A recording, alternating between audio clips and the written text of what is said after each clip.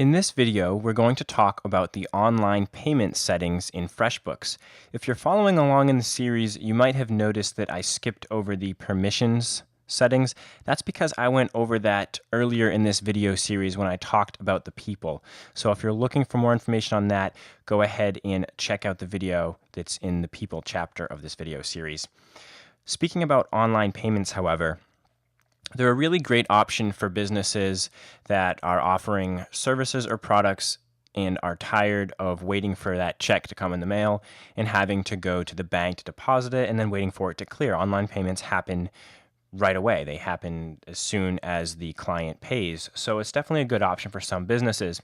And this settings section is really for people that are already using online payments and they want to configure their Freshbooks account to work with the system they're already using.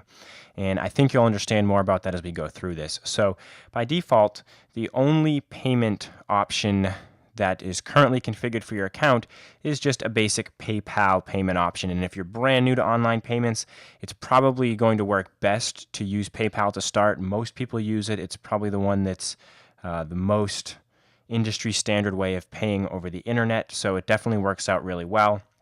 If you use PayPal Payflow Pro, which allows you to auto bill people on a monthly basis, then you're definitely going to want to check that checkbox. Same with if you use PayPal Website Payments Pro. If you don't know what those are, they're probably not going to apply to you at this moment. In order to use PayPal and FreshBooks, you obviously have to have a PayPal account, which is verified by your email address associated with your PayPal account. So go ahead and enter the correct email address in here and make sure that it is verified.